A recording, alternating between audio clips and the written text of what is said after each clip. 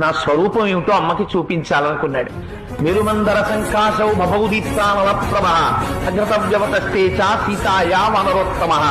ఒక్కసారి మేరుపర్వత శిఖరాలు ఆకాశాన్ని చుంబిస్తూ ఎలా ఉంటాయో అంత స్వరూపాన్ని పొందేసి పెద్ద పెద్ద పాదాలతో, పిక్కలతో, మోకాళ్లతో, బలిసినటువంటి తొడలతో, సన్నటి నడువుతో, విశాలమైనటువంటి వక్షస్థలంతో, శంఖం లాంటి కంఠంతో, కాల్చిన పెనం లాంటి ముఖంతో, వాడి అయినటువంటి కోరలతో, పచ్చటి కన్నులతో, పెద్ద శిరోజములతో, మహానుభావుడు పరిగల వంటి భుజములతో, పెద్ద పెద్ద వేళ్లతో, అంతంత అరిచేతులతో స్వామి నిలబడేటటువంటి అంత పైకి చూసి అమ్మ ఆశ్చర్యపోయింది.